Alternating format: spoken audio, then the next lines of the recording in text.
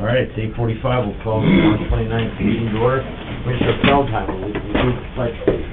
I pledge allegiance to the flag of the United States of America and to the republic for which it stands, one nation under God, indivisible, with liberty and justice for all.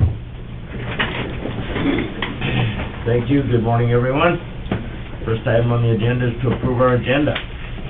Move it. Second. Motion by Feldheim, second by Weiss, all in favor, signify by saying aye. Aye. Opposed, nay, motion carries.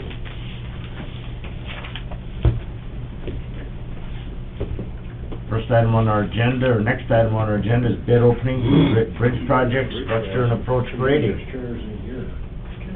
I assume Dirk Rogers is gonna be here for this, maybe not.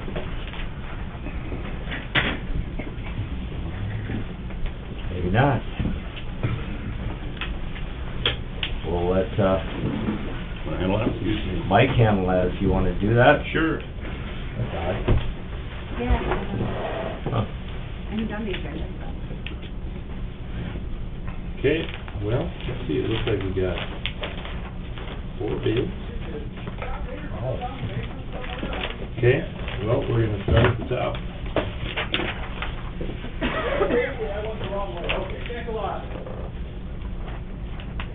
And we've got a bid from Dunick Inc. from Princeburg, Minnesota. What was the name? Dunick. Dunick. D-U-I-N-I-N-C. If I spelled that right. Close enough. I spelled it sometimes. I do too. I usually just write how it's out. I don't worry about names, Okay. trying to get it right, because it doesn't go rhyme or reason some days. Okay. There's an addendum on the project too, just FYI, but,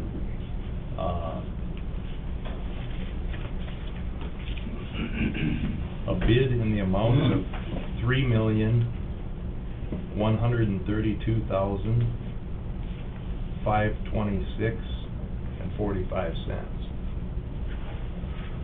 Now, this is the one that's going across the Maple up north of Frederick, is that right? Yes, northeast of Frederick, yep. Okay. It's about a 204-foot bridge, I think.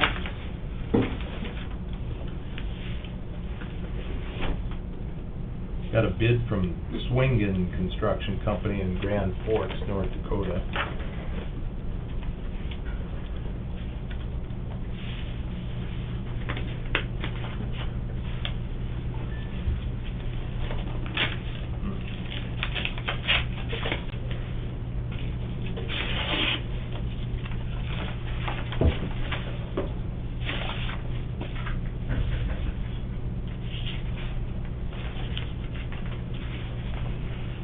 What was that name again? Swingen.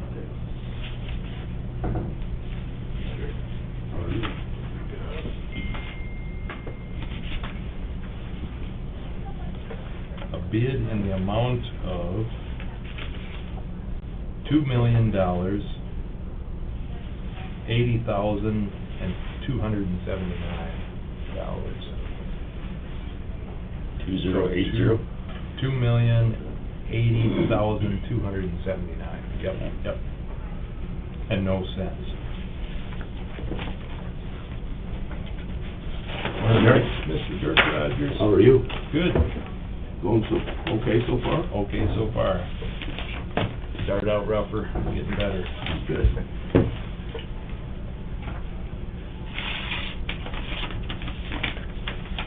We have a bid from Robert Schroeder Construction, Glenwood, Minnesota.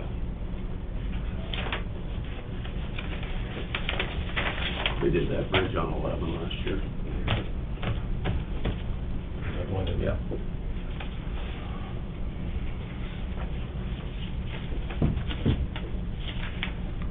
Morning, Jerry.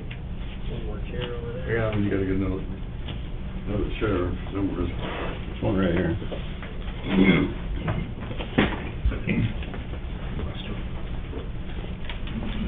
Yeah, you grabbing one, or you want me to get out of the closet? Grab that chair.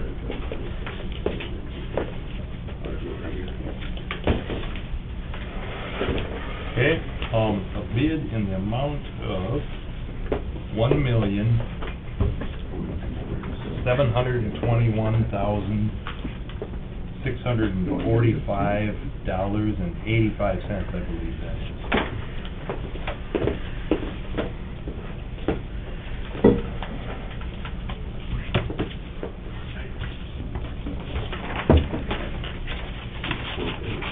Yeah, It was 85 cents. you said? 85 cents, yep.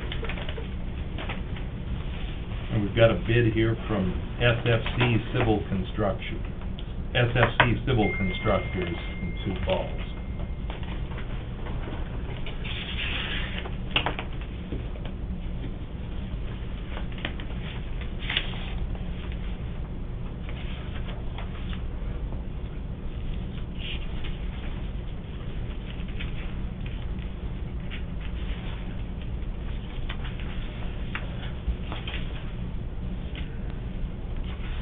Bid in the amount of $2,621,524.35.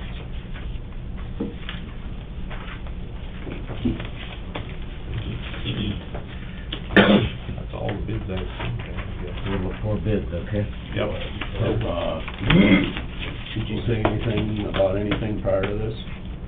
In terms of, so this is DOT funded. Correct. So I would recommend, I check the math, we see who appears to be low, and then it's gonna have to be contingent on DOT Correct. approval.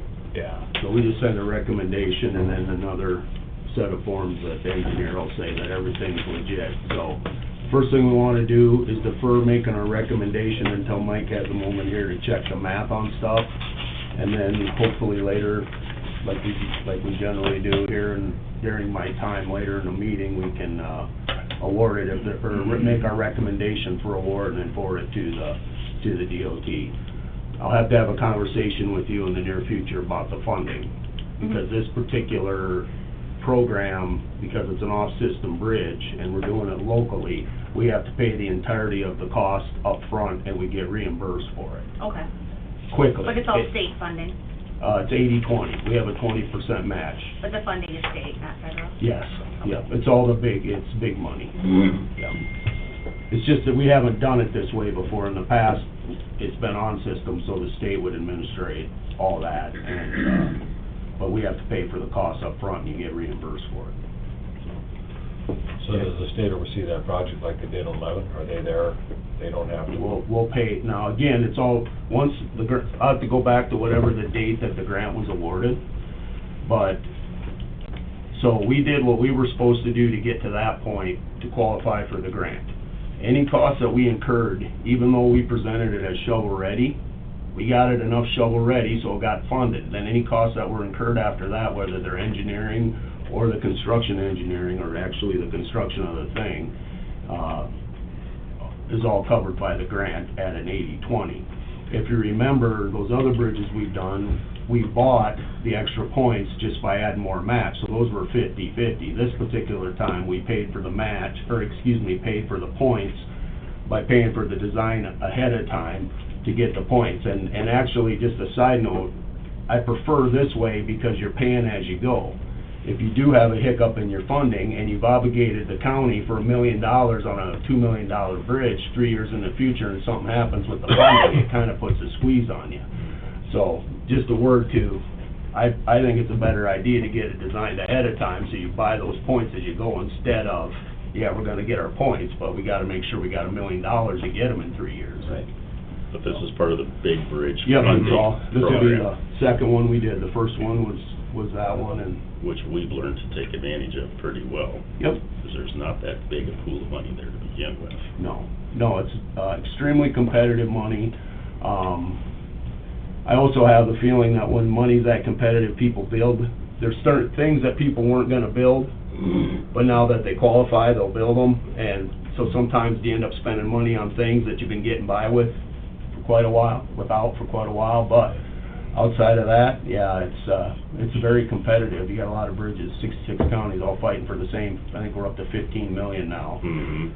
And this bridge is what? 1.7. 1.7, so The annual funding in this program might build you 10 a year. Throughout the whole state. Right. Right. Yeah. Yeah. So, And that's double what it used to be. it's double what it used to be, but Still still, not enough. no, With a total of what, like about 3,400 bridges? something like that. I can't remember the exact number. 3,400 bridges that would actually potentially qualify. Right. And on average, we do about one a year. Yeah, so in addition to this one, we'll do 2 others this year with our force account stuff. I mean, we'll replace 3 of them. So, I had a conversation with an individual west of Columbia yesterday about that one on 16, yep, and whether that one was gonna get done this year or not. we're trying. I'll tell him that. Yeah, yeah, that usually works for about 15 minutes, but. Yeah. estimate? One at a time. One. Yes. 19. I would move to defer till the numbers are checked and everything's in order. Second. We have a motion by Feldheim, second by Feichter to defer, so the numbers can be reviewed. All in favor signify by saying aye. Aye. Opposed, nay. Motion carries. So I guess I'm just curious as to who, I know you're the guy going out the door, are you the one with the low bid right now? Correct. Okay, and you're, Nothing. Done it. yeah, Oh, Well, yeah. yeah, okay. Okay. Thank you all for the interest. Thank you very much, gentlemen. Be in touch. If you don't have it ready by then, just.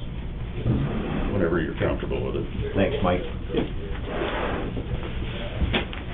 All right, next on the agenda, we've got second reading, possible adoption of our Title IV amendments. This has to do with the Zoning. new pipeline zoning rules, regulations, specs.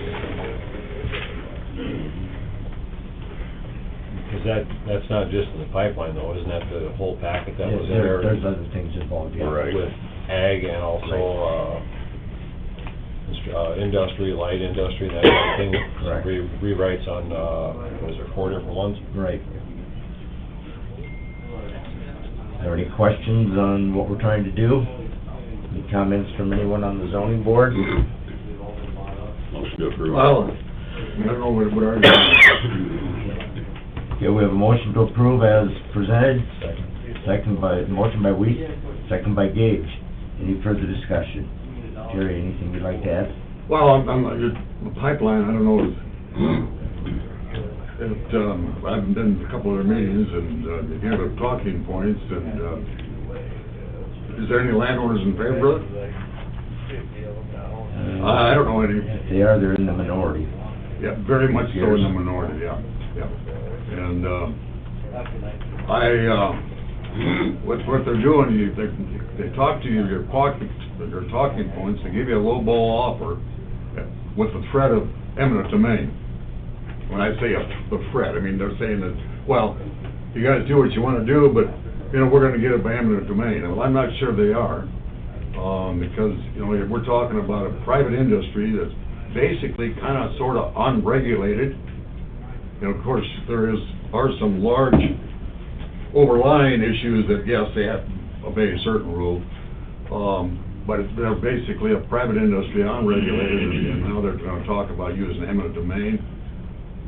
I've always been under the impression that eminent domain were for highways, bridges, transmission lines, where the public is receiving the benefit.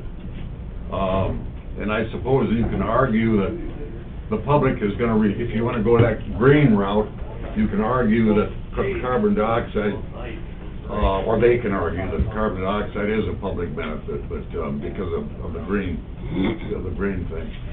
But, you know, the landowner seemed like he always catches it.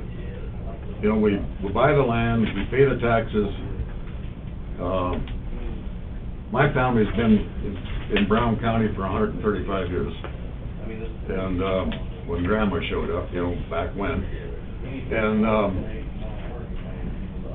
so we own property, and I say family-wise, I don't, but I do have some husbands in Brown. But, So we kinda like to be around for another 135, as far as the family goes. So we're in opposition. I brought Buster along, and Buster, of course, is my across the road neighbor. We've been neighbors for a good long time, and, they're of the opinion, if I'm not correct, they've been talking with the folks, and they, can't get together as far as price goes, and, you know, but anyway, so as a consequence, we're in opposition to it. Okay. And, it'd be nice if, okay, I got one other question though. How are they gonna get around the 1,500-foot setback rule? How are they gonna get around it? Well, as I understand, the way our zoning and planning, if you have an occupied church, school, whatever, or residence, they have to have a setback of 1,500 feet. One exception. So, I don't know how, you know, I've got two houses in my place, and, if Buster would get wild and give them permission and sign it, I don't know how they would be able to, they'd have to go out on the 40 line, away from the section line road, in order to maintain that 1,500-foot setback. Probably the way it would be. That's the only way they could do it. Sure. And then, of course, I think that would impact whether or not, you'd want to sign an easement. Is one thing be next to the road where you could kind of work with it, but we're going right through the middle of your field, cropland is gonna be a real problem. So there's some of those issues that need to be resolved before I think that, they're gonna be successful in getting a large number of easements, signed and sealed up, you know. Right. Dennis, do you have something to add? Well, just that, you know, I had an individual ask me about, you know, depending upon, again, it kind of goes back a little bit to what Jerry's talking about too, that depending, it might be 1,500 feet away from a particular residence and maybe close to where there's potential development, or actually maybe some lots that are already in place or planned, and then all of a sudden, because that was allowed 1,500 feet away from a residence, it'll affect future development of, you know, lots and that, and that was a concern, I think, over in the Mina area. So for clarification on the ordinance that's about to be adopted, this just adds definitions, setbacks, and kind of guidance for if there were to be a pipeline coming through, where and how it could go through the county, is what's being adopted today. Just kind of the guidelines for the zoning department, because we didn't have that previously. right. So those things, like what Jerry's talking about and what I just brought up, basically would have to go through planning and zoning in order to get a variance in order to happen. So it could, you know, there could be some pretty contentious situations where those particular issues might cause a situation where the pipe might have to be moved a quarter of a mile or a mile or whatever to get through. I mean, Is there anything in that deal then, you know, there's for like dwellings and that, but what about like, say, feedlots? Like, I mean, those animals are alive, and I understand they're gonna be going through a lot of pastures and stuff, there's gonna have to be something there. But my whole feedlot, cow-calf barns are right in the area of this, I know there's multiple other people that way too. And I got future plans of putting a couple hoop barns up to feed cattle in. Well, and like if something breaks there, they told me at the meetings, this comes through, and it's gonna kill them. Like that guy that is behind this thing told me that. I don't know if there's anything in that for, you know, I know they're gonna be going through pastures and some of that. I can't try to guess where these cows are gonna be that way, but to come right through your actual farm where you're set up, like you've been there 100 years, you know, well, I think if it got to that point, I think what would have to happen is you'd have to come to planning and zoning and say, here's my plan, this is how I wanna expand my operation, and plead to the planning and zoning board that they can't put it there. Yeah. It's gotta be set back further, because you're your long-range plan, I mean, that's how the system's Well, and gonna that's how, I work. mean, Yeah, is it happening now? But no, but if I got two kids that Yeah. plan on coming home, that's kinda something isn't that a fair statement? That Yep. they'd have to work through planning and zoning in order to, it'd be the same exact, what you're setting up is exactly what. yeah, just kinda like the lot that Mar mine- Bristow is who talked to me yeah. about developing lots. Yeah. And I don't know what the situation is, but it sounds to me like it'd be exactly what you're talking about here too. You know, and just, you know, everything gets always people-wise, but you gotta, You know. you know, a couple hundred head of cattle standing there, that would be a feedlot, it wouldn't be, you know. Well, I think here today, we're just here to adopt the amendments and the new language in our Title IV ordinance section, not to debate the merits of a proposed pipeline, so. Well, They- and I they- think what these folks really want here, Dwayne, is they want something from the county commission that they will go in opposition of that pipeline. I mean, whether it's a resolution, and we can talk about that at the end of the meeting if these folks in public comment, if they want to talk about Yep, it. yep. So, But the adoption of this language is really a side log to that. We have a motion and a second. Any further discussion on the ordinance changes? Hearing none, all in favor signify by saying aye. Aye. Opposed, nay. Motion carries. Thank you for your input there. hang out, just hang on. till the end of the meeting. Next item on the agenda, Dirk Rogers, Highway Superintendent, discuss private utilities and right-of-way occupancy, review items from short course conference and department update. Dirk?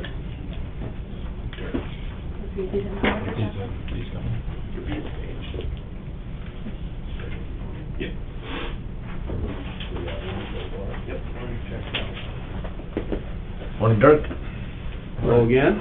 This is just my regular outing now? This is your time. What did I say on there? 5 minutes.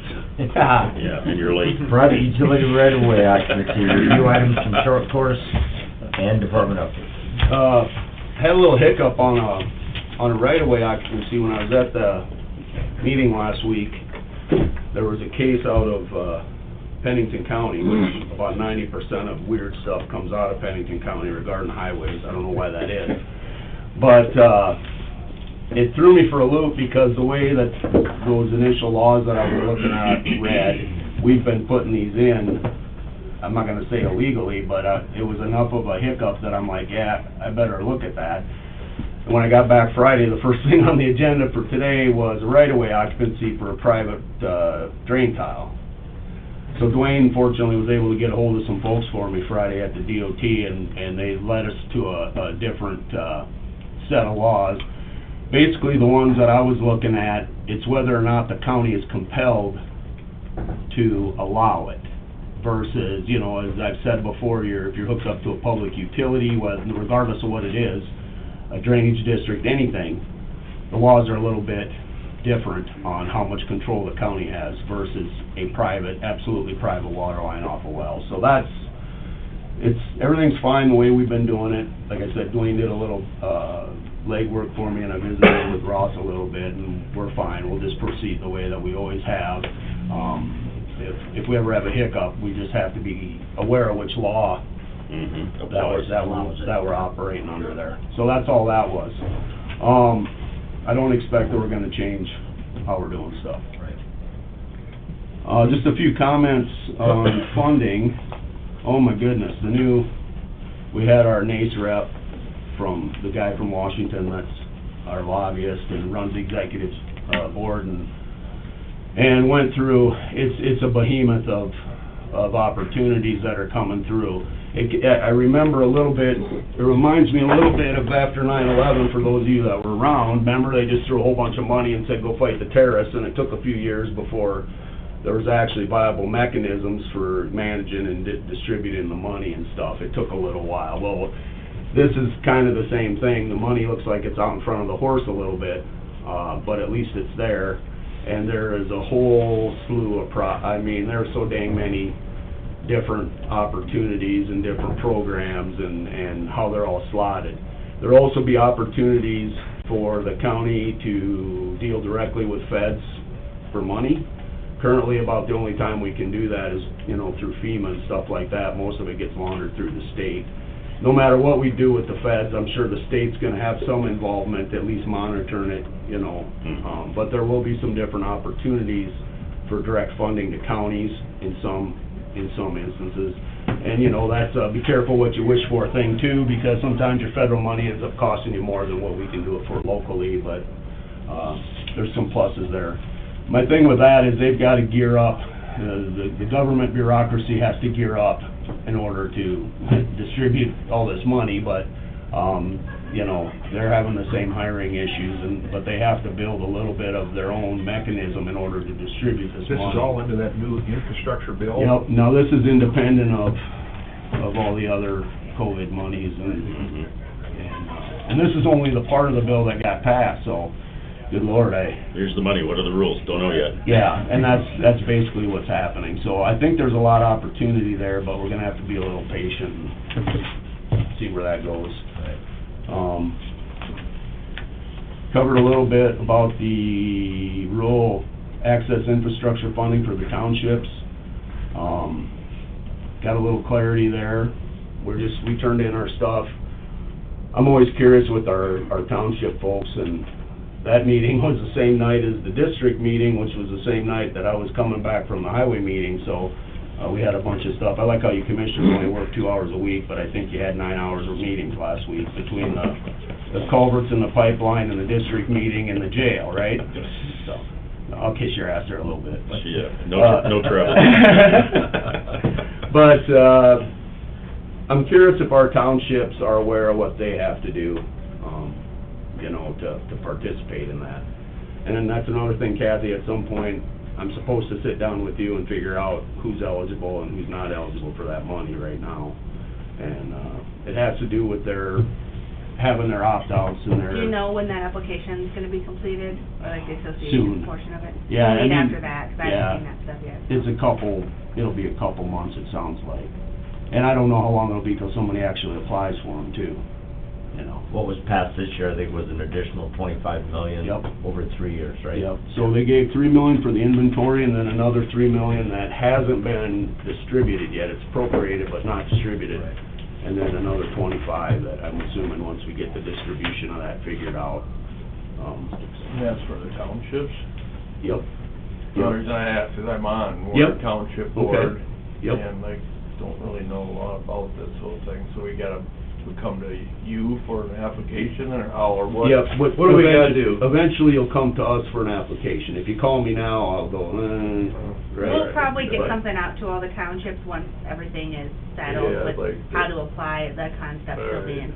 I just don't wanna miss out if it's out there. No. Yeah, well, the front end of it is the Yeah. inventory, and that's Yep. in Yeah, Brown we got- County.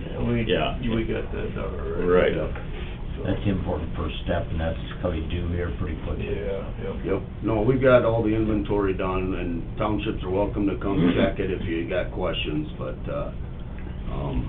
there's already been, like, we sent all that in, somebody somewhere is looking at what they think they should have and comparing it to what got submitted, and then we're getting that sent back to us where things, you know, this doesn't quite agree, can you go check it out, that kind of thing. All right. And then, once that happens, we'll have a conversation, I'm assuming, on how we prioritize that, but, you know, the county's been taking care of all these pipe for Yeah.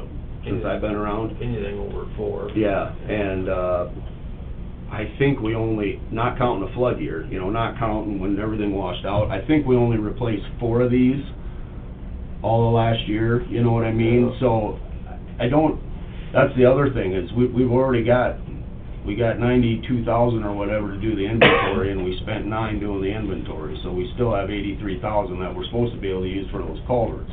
We do about 4 a year, I just, you know, maybe we'll do more, or I say we, if it gets to be too many, we'll keep farming them out, but, and then at some point, we'll go through some kind of process to prioritize if it gets to where we don't have enough. Doug? The townships that have an opt-out, do they have a better opportunity to receive these funds than a township that does not have an opt-out? Okay, I'm gonna be careful here back because I don't have it in front of me. If you don't have an opt-out, you don't qualify. Okay. So, to answer your question is yes, but if you don't have an opt-out or a, whatever you do, 50 on 1,000 for roads or Yeah, something, yeah. does that sound right? Yeah, I'm learning from the township guys. you have to have one of those two in order to even qualify for the money up So if front. you don't have either one of them, you don't even have to worry about it. Right, unless you want to. Again, these are just some general statements, you have to have a 5-year plan. Probably doesn't have to be the fancy dog and pony show that we put on every year, but I mean, you have to have some map saying, this year we're gonna do this, next year we're gonna do this. And then you guys are gonna evaluate that, you know. But that isn't the question that you were asking the townships before. If one of the townships came in, had one of those culverts that was over 4 feet, or the waterway opening that Yep. the law book says. We did all of them. Yeah, it didn't make any difference if they were opted out or not, but now in this new program, Right. you're not eligible unless you have opted out. Correct. For that Wow. funding. Well, they weren't eligible before, that was a decision, you probably didn't know the county commission was making that decision, but that was a decision. Before the funding that- was even there. Yeah, I mean, we've just always done that. We were We're the very only that. county that does that. Right. Well, You- part you of the can't reason, even- yeah, go part of ahead, the I'm reason sorry. for that's just practical, so Yes. when the county roads and the township roads, so you've got similar flow capabilities instead of having choke points. Yep. And that's all just strictly for pipe then, right? Like just. It's for For culvert. anything that's not a bridge, okay, so it's smaller than 20 feet. Right. Or, you know, a set of here we go again, a set of culverts can be a bridge, but I know. those wouldn't apply here. It's not a bridge, and it's bigger than 15.9, which would be 54 inches. So 4.5 foot pipe and up is what And this up, pertains yeah. to. And in the past, what Mike's alluding to, part of it's because of our terrain. We can't, I mean, a 4-foot pipe that doesn't work around here will just completely, you'll take out so much stuff, so we've just never screwed around with it, Well, there's and, a lot of road beds that you can't, some of that stuff is. exactly. Yeah, to the extent that you can have things flow, you want it fairly consistent without a lot of choke points in it, and so it just Yeah, you get those self-preservation. bottlenecks out of there, at least the water's on everybody's, you know. Yeah, I was gonna say, It's it levels not- itself. It's not, well, this guy's Yep. screwed here, 'cause he's. When it got can his move, front- it will. yeah, Levels yeah, itself. yeah. But back to your question, I guess that was one of the benefits of the way we did things for the townships. Not everybody's got 44 townships, not everybody has all townships, you know, most counties have some unorganized territory. Which, side note, the big pipe on the county secondary roads, which would be the county roads, or, you know, the unorganized township roads, those also, if we had any of those, we would apply to ourselves to use that money to replace those. The county was kinda helping itself by helping the townships, because you keep the water moving, whereas the Right. topography and the grade in some of these other counties is so different that Yep. it'll wash pipes out, boom, Right. boom, boom. Right, The benefit of the and, county. well, and you also, this is another thing I'm working on a little bit to the side, is the definition of a flood. The FEMA's definition of a flood is it happens over 2 days, it comes in, it wipes everything out, the water flows away, and then you go in and you fix up your stuff, and we're all whole and ready to go again, except they forgot that 380 days that the Jim River sat in flood stage, and we couldn't. Forgot this area. Yeah, Mhm. and I actually had a conversation and got a call back, and I'm doing a follow-up with FEMA on that, 'cause I don't know where you go with it. But we need to have some kind of consideration because what happens here is a flood, you know, it's 3 feet deep over 50 square miles. It's not, oh, it washed out 3 roads and a bridge and went down to Spring County. I mean, the Not all water's floods here. are equal, yeah. Right. Well, it reminds me of the conversation when FEMA was here in '97, they were here 6 weeks after the event, and they were here in town for 3 days, and then they wanted to go out and tour some of it. We looked at the map and said, here's where you can go and here's where you can't. And they're like, well, why can't you go there? And I said, because it's underwater. And they said, well, you know, the flood was 2 months ago, why is that? And I said, when we have a flood here, it turns us into the Everglades. Yes. And I remember his eyes glazed over a little bit, and he goes, that's different. I go, not for us. Yeah, we had 2 roads, and I don't know how the townships fare, but we had 2 roads, and thankfully they weren't a lot of money. But the local producers are getting tired of me saying, I'm waiting for FEMA, so we just went in and gravelled it, and Yep. that was that. We never did hear from them. Yep. I'm getting off base there, and Kathy's over there tapping her watch. And we'll be communicating with the township, All right. once we have our stuff. Yeah, that was the question. Yeah. Yeah, we you'll want be you to take communicating. advantage of this. Oh, we will, yeah, because Well, it's we got stuff a we lot have of- to, I mean, the county's paying for them now, so we gotta go through a little process to have somebody else pay for them. Yeah. Works for us. You bet. Did I cover everything I had on my agenda? Yeah, I Okay. believe so. Is Mike still here? How are we doing? Pretty good. I'm entering the last bid Okay, what do you got after this? Nothing's changed so far. You're fine, can wait. Got any questions about anything? He's getting close. This is a weird scenario you're in. Which one? You're done and we're waiting. Oh, I can't believe that you haven't got something to talk about. Oh, I got a lot of stories I I can think tell. you went Some on of them are track good. there for a little The while. private, We've heard most of the those stories, though. private utility on the right of way will be on next week's Yep, agenda. so yep, we're gonna- that'll come up, and it's no, and just so you know, I tend to overreact to stuff. When I was looking at that, and I'm going, that is how we've done almost every one of these that I can think of. And I called a couple other guys, and they had a little confusion on it too. It was actually one of our, for our continuing education, it was a question on our quiz. And, I think everybody except the Pennington County guy who got sued over it got it wrong, so. But. Learned his lesson. Yes, but they, you know, I was, boy, the stuff they run into out there because of road ownership and road districts and federal ownership of property, and it's It's a different animal. In Yeah. Pennington County, you're saying? Yeah, but other than that, we, the guy that stole our money from the highway superintendent, he got sentenced, and, got 100 days, which, whatever, white collar crime. And, we're moving forward there, got a whole bunch of turnover. Oh my God, we're gonna lose another 7 guys Really? between now and the end, but, a lot of concern over the new, CDL laws. The cost of getting getting a license is going way up. So is there anything moving forward as far as exempting, like county government, state government from those rigid new CDL qualifications or anything? I don't know if I'd say exempt. They're trying to come up with some accommodations where you can train a trainer, so you can train one guy with the big expensive training, excuse me, and then have a guy in-house that can, there's some things like that they're trying to come up with. Locally, I'm not gonna panic about it yet. The last job we had open, we had 3 guys with CDLs supply, and they were competent, and so I'm, you know, might regret it in a few years, but right now I'm just gonna continue. I just don't hire somebody if you don't have a CDL. It's too much work. So the $280 we're paying you an hour, are we getting there, or? Getting there. I double checked the numbers. No pressure. Okay. Didn't check it out. Because the next thing you guys are going to is the building purchase. Yeah. Correct. I wanna be out of here before that starts. You don't wanna stick around for the pipeline stuff either. Oh, is there pipeline stuff too? Yeah, discussion at the end. Yeah, maybe I will. My thing with the pipeline, I'd like to know where the hell it's gonna be first. I mean, I have a general idea, but, Well, I think the PUC has got 6 routes right now, and in order for them to even take action, they gotta have one specific route. So that's kinda where they're at. how was the meeting Friday? Interesting. Didn't sound too Mad. terrible. I mean, like, Predictable. mad. About the same as the other 4 that they had last week. Does anybody know how much a gallon of CO2, a gallon of gasoline puts off as compared to a gallon of ethanol? I don't know that, but I would say that gas probably puts off less CO2, doesn't it? I don't know. I think it I'm gives just off curious. worse stuff, like carbon monoxide. Are they capturing CO2 off of the refineries, I wonder?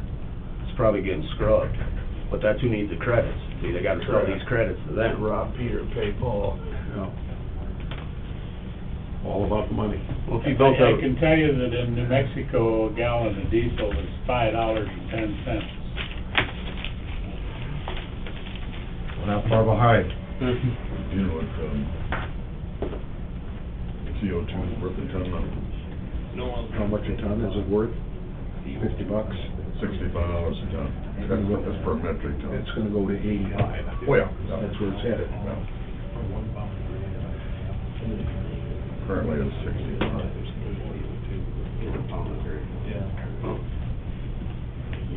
should've, Something that can kill you is worth some money. Huh? Something that can kill you is worth money. Yeah. the quicker it can kill you, the more expensive it is. We'll just be at ease here for a few minutes until we wait for a recommendation. That's how they're gonna thin our Yeah, population he's down. pretty close. COVID with that deal. Well, they didn't get the job done with coal, so now they're gonna try carbon dioxide. Still got too many, still got too many cow guys in the country that have some immunity. Then they tried to tell you that there was no connection between them two COVID, or those two coronaviruses. There's a lot of things ivermectin showing it's good for. Yeah.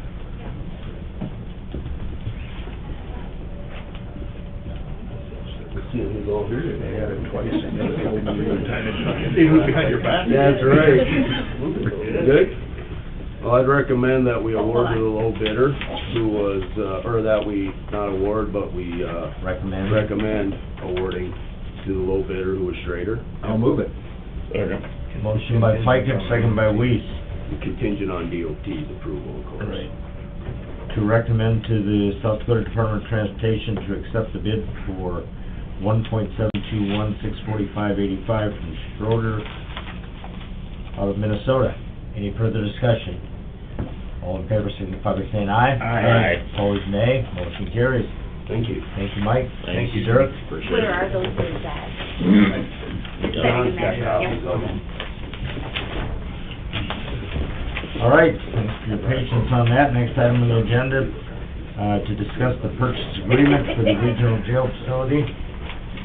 We approved the signing of that agreement, and it has been agreed to by the Aberdeen Development Corporation. And we have, So today what we need to do is approve and authorize the chair to sign the purchase agreement.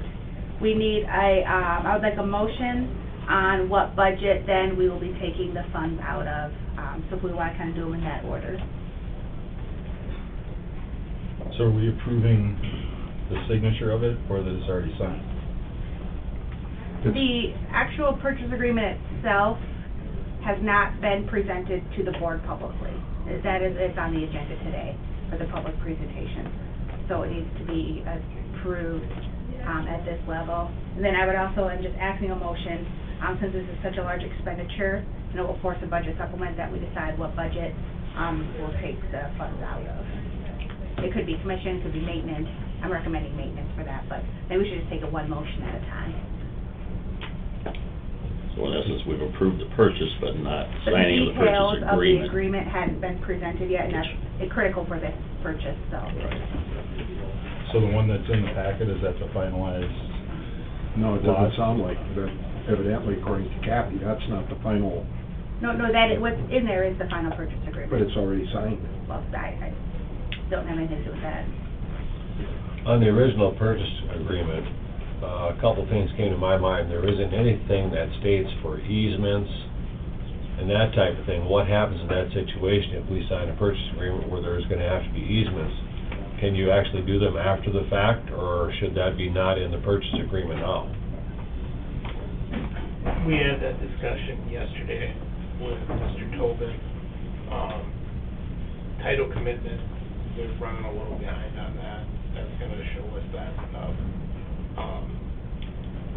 There was one question about the sewer, but at the end of the day, we did the two-part closing. So on the second part, whatever easements we need, when we do that, then we'll get them at that time. Okay. That's the only thing I had, was when I read the purchase agreement, there isn't really any verbiage as far as just that we're buying the building. There isn't anything as far as those easements or the water that would come off the west side of the building, where's that water go? Because you can't dump on your neighbor. And I guess my concern was, with not having that in there, do we get too far down the road and then all of a sudden somebody says you gotta spend $100,000 to get rid of your water? I guess that's where I was going. I'm looking at, to me, normally a purchase agreement would have that all in there. So Ross, when does the replating process come in then? Well, we have to go through the city, and we can't do a replat until we own lot 3, because there's an access problem for the other half of lot 4. Maybe I got it flipped. So once we own lot 3, then we go together on a replat with, the Aberdeen Development Corp., and then it gets platted into an L-shaped lot. So there were some questions on that, and we Ernest and I had a good discussion yesterday with Mr. Tobin. it sounds like the title commitment people are on board with that now, where they had some questions that got cleared up. The question about the easement and the replat and stuff are all known issues that are being Yep. resolved Yep. for the final component of that. And then zoning, how it's gonna be zoned? That's through the city. No, I mean, like, the classification for what it's gonna be zoned as. Municipal, I can't remember how to get distracted, I called over to the city, and, Are they gonna zone a municipal? yeah, it'll be municipal or of government use. Okay. Once we go through the replat, we'll be able to get rezoned that way.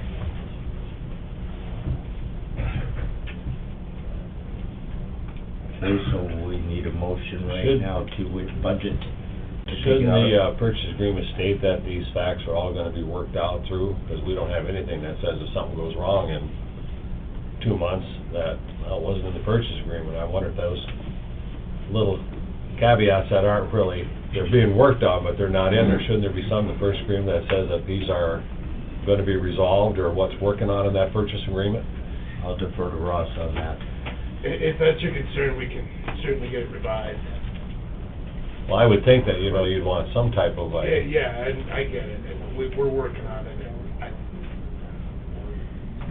the way we expedited all this has created kind of a bottleneck where we're all working on these issues. well, I understand it's probably a mutual agreement, it'll all work out, but I still think that, just to protect the county a little bit, you might have something in there in case something goes wrong in the other end. The county hasn't got themselves in a position that, well, you signed the purchase agreement. We got the cart ahead of the horse again, is what we got. I agree, and if we wanna put this off a week, I don't know what that's gonna create for problems with our closing. Otherwise, we can probably reconvene, and I can go back to them. I guess that's my concern, I just don't wanna be caught up in something where, I know how things work. Something goes wrong, and then if you signed it, I mean, you signed a legal document, you're stuck. I would like to have something that, if this doesn't work out, that we've got some right to... Yeah, these are known details that need to be stipulated. Right, and I just think that they need to be in that purchase agreement, so everybody's on board with, you know, you're working with the Development Corporation, which is very up and standing, and the county's very up and standing, but I know how things can go wrong when you don't have it on paper. Yeah, that's why you got the second stage close in this, for those details, but having it Ross, stipulated. do you feel comfortable knowing what we're asking for, to go back to Tobin? Yeah, I can give them a call today. And if you can get those things worked out, we could reconvene on Thursday and possibly still meet our April 1st closing deadline, That's, So we're asking to have a special meeting on Thursday for county commissioners. if we think we can have it done by then, I guess. I need a minimum of 24 hours notice on that to publicly notice the meeting. Right. So if we could know this afternoon, that'd be ideal, so we can get that's fine. our agenda together. Dennis, do you have a question? I think the best thing that could happen is if we don't get the thing purchased, because we've got no idea where 20 or 30 million dollars are coming from to remodel the thing once we own it. I mean, it's, even in spite of the fact that Doug had a motion last week that says if we don't get 12 million put together by the 1st of April in 2023, that we won't buy the building, well, then what do? Sell it for a dime on the dollar? I mean, this is ridiculous, absolutely ridiculous, to buy a dead horse and then try to remodel it with money we ain't got. I mean,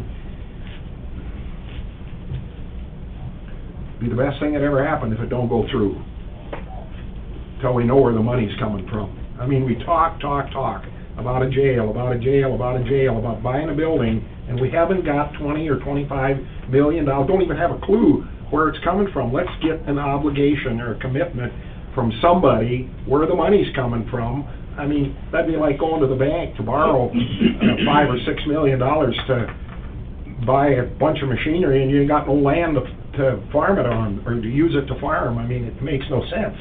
Well, I think the legislature clearly saw the need for a summer study, and if that happens, these things will all be discussed then, as we know. And that was the reason for the year setback, where we would have through next year's legislative session, based on the advice of the summer study, give us that much time to work on those details. We have a full year to work on it and get answers to those questions.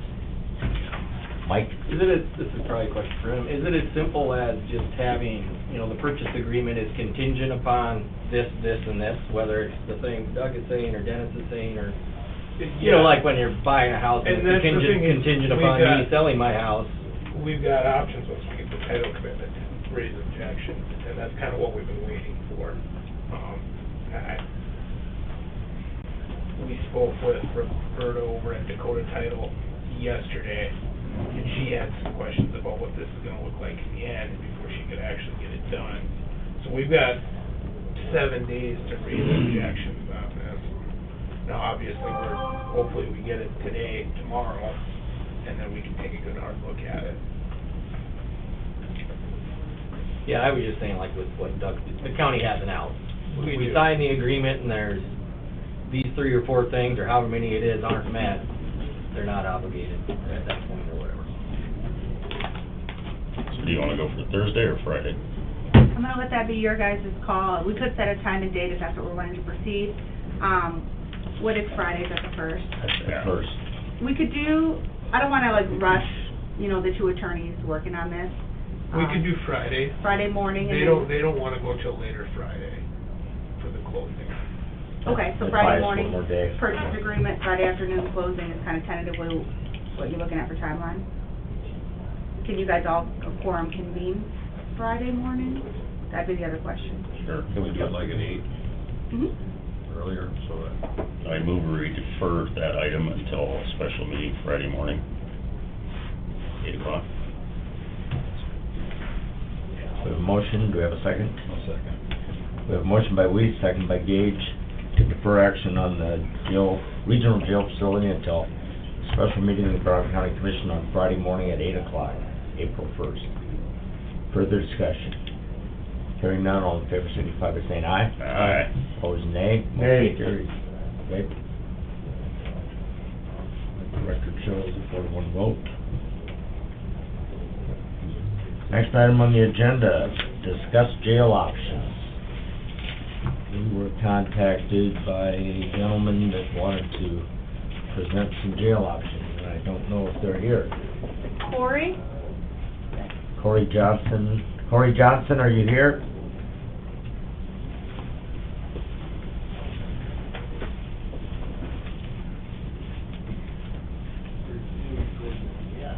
They're ready for you. All right.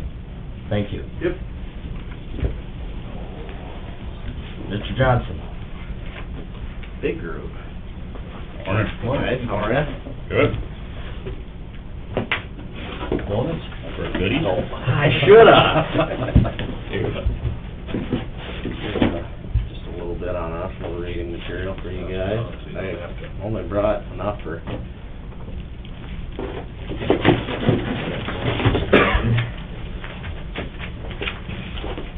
Do you have this electronically? I didn't, but I can send it. If you want to, Yep. just get it today. Yep, I can do that. Thank you.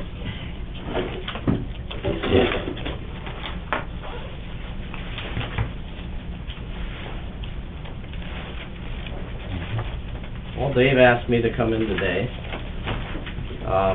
Obviously, met the majority of, I guess, all you guys prior with HMN. We came in on the original feasibility study for you for the jail. I got asked to come in and talk about what my company offers, G.A. Johnson Construction. And I kinda did this before with you, but I'll do just a quick run around of my company. That's why I'm here. We are a construction management company. We're in Harrisburg, South Dakota. My company's done 14-some jails, plus remodels. Some of the previous jobs, Hughes County, Dakota County, Union County. I'm working with Grant County right now, Charles Mix County. We did feasibility studies. All of these I teamed up with HMN Architects, Adam and Sean. Adam Keel, you met up here, and Sean. They're the best in the business. They're the best in the country. They've done 60-some county jails. They don't do prisons, they do county jails. It's a big difference. And that's what my company specializes. I grew up in this as a little kid. in and out of jail. My dad's always saying, you've been in and out of jail your whole life. My business partner is my dad, well, was my dad. He retired last year, but he's still working part-time, as a consultant for us. My brother and I own the business. Our typical year, we've done everywhere from $30 to $60 million a year in volume of work. The things we do, we do a lot of big remodeling, which in the case of this is probably a bigger sell than some of it and what you got yourself into, which is awesome. For what I see in value, I commend all you guys, because that facility that you have an opportunity on does not fall in many people's hands. So whoever thought of that, pat on the back. That was a great asset to the community. I've been tied in with the legislative of South Dakota with the Associated General Contractors and Home Builders Association for about 15 years. Kind of going up to Pierre Roy expertise. Some of you might have seen me at some of them. I'm a licensed realtor in the state of South Dakota. I'm a grad from South Dakota State University. Born and raised in South Dakota. I'm a South Dakota kid. I grew up working hard, put more hours in, the more money you make. A little bit different what we see nowadays, but that's a little bit about my personal. I do a lot of, I had 2 legislators in my office in the last week. Hey, Corey, did you hear about this? We're pushing to get this coming into next year with the governor's office is doing a study this summer, which I'm trying to get on that group to be on the study. They need somebody who knows something about building. I see too many of these where I shake my head at who they pick in some of these. Not quite the people that we need making decisions. Like I said, jails, I know numbers. I also bid in the hard bid market in the world right now, and I'm seeing numbers that are off the wall. It's one of the things I want you guys to be aware of. That inflation, I typically, in my past, if I go back 20 years, 25 years of me doing this as an estimator and a project manager, I typically go about 4% inflation a year is kind of what I've figured. This last year, I'm seeing up to 35% increase. And in fact, from July, I got a contract for Bethany Homes in Sioux Falls, which is a nursing home, downtown Sioux Falls. They have one in Brandon. I got contracted to do a remodel with them in November of 20, November 20, 2 years ago. It's about a $5 million remodel on their facility, really complicated, and I picked that during a pandemic in a nursing home. Luckily, they let us keep going through it. We figured out how to deal with it. We worked closely with the health department, and then, to be honest, the CDC and all the other health officials of the city, and we kept kind of running through it. So, big remodels. Did a kind of like this project. I did a big remodel. That was in probably one of the better ones, kind of when I got started, and we did and I think I have that in there for Wells Fargo. We did a remodel on a precast building similar to this. We did it in 7 weeks, 24/7. It was a $12 million investment that they did, and they had to have it up in 7 weeks. Big computer system coming in, and they had all these people moving in. We did it in 7 weeks. That was probably one of the most complicated jobs I got to work on, obviously at that time with my father. I say that a lot. He's the best mentor I've ever had. The guy's phenomenal when it comes to construction. That fixing vehicles, 71 Chevy pickup. I don't know why so, got a little mechanic in me too. Anyway, a little bit about my business. Again, HMN Architects, I've teamed up with them on everything we've done, pretty much, besides a few remodels here and there and jails. Just did new windows down in Union County. the things that we offer, this type of project, you know, I would sell the construction management agency. I do both construction management at risk and agency. The way I look at this is construction management at risk, I like both processes. Agency, I'm just an agent for you as the owner. It makes a, more of a team effort with the architect and the owner. I would work directly for you, along with the architect as a team, and we work, like I could say, HMN is probably the best I know in the business. They're tied to every single, every possible thing a sheriff can want, whether it's equipment, whether it's security, whether it's materials, whether it's cells, you know. They just finished a job with Trust Belt down here. Phenomenal cells down there. We went down there, walked through it, and if you guys have an opportunity, gotta make a trip, because it is the going. They're right here, and I don't think anybody will ever touch them on price. They're right here in our backyard. I've done steel cells, precast cells. You know, ironically, I grew up in the erection world, so I was actually the guy setting precast. Structural steel, bar joist, metal deck. In the last couple of years, I've gotten really good at thinking outside the box. I get calls from our local architects in the state, and they ask me, hey, what would you do in this case? I brought up an idea using some precast tees, like I did on parking ramps, as an alternative to bar joists, because bar joists were so far out. Now we're back into bar joists. We can get them now, and it's a lot better. Now that's on a new facility. This facility, you've got everything there. It's just trying to figure out how to accommodate this facility to what you guys need at the most cost-effective way to do it. You can dump a lot of money in remodeling. Again, I put some of the projects in there, in the back of big remodels I did at South Dakota State University. If anybody ever goes down there, and I know some of you guys are USD guys, but, I did their enrollment center there. That was a neat project. It was a remodel down there. I am going through other remodels. Like I said, Bethany Homes I'm working on. We've done a lot of, big warehouse remodels. Oh my gosh, just go through. So today you're asking to be construction manager at risk is what the service your Agency. Yep, CMA, which is,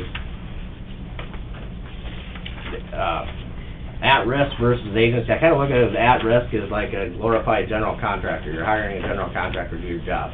I don't wanna be the general contractor doing your job. I wanna be your construction manager doing your job. I would put bid packages out. I would work with you and the architect and put bid packages out. Each would bond their own individual prime contractor. The reason for that is it takes a lot of risk off your shoulders. This is a very complicated way to look at doing a jail, to be honest. It's very smart, what it saved you up front, but can be very complicated in the infrastructure of how to make cells work, how does the plumbing work, how does electrical work, how does structural work, if I'm putting cells in there. Are we putting sheriff's office? Are we putting courtrooms on somewhere on site? Are we, you know, which obviously our feasibility kind of went through the things in there that we looked at doing, that we were asked to do. You would basically bring your expertise and act on our behalf. On your behalf as an agent to you. We'll still have a separate engineer and still bid the construction of the facility. My question that I would like to research is this construction manager something we need to RFP? Typically, how we've done the majority of the jails, as an agent, you don't have to put that out to bid. Ask your attorney just to make sure that it's by the book, but typically that's what we do. Usually when we do a feasibility study, 90% of the time we get hired as a construction manager. And typically you don't have to do that. Same with architecture, you really don't have to. You do an RFQ if you want to, but it's professional services. Yeah, Correct. That's kind of a muddied area. It's professional services Yeah. is what the agreement is, Yeah. versus CMR, which is, you know, we put out for bids. I got selected as one of the, companies to do a CMR in Lincoln County. That's a train wreck that I don't wanna get into. I just had Steve Swenson in my office yesterday going, how do you not have the sheriff involved when you're building a jail? That's the train wreck I'm running into. Some of the things I look forward to, though, the governor's got this, the legislators that came out and they want to have this and get funding, hopefully, for regional jails, and you're the twilight of that.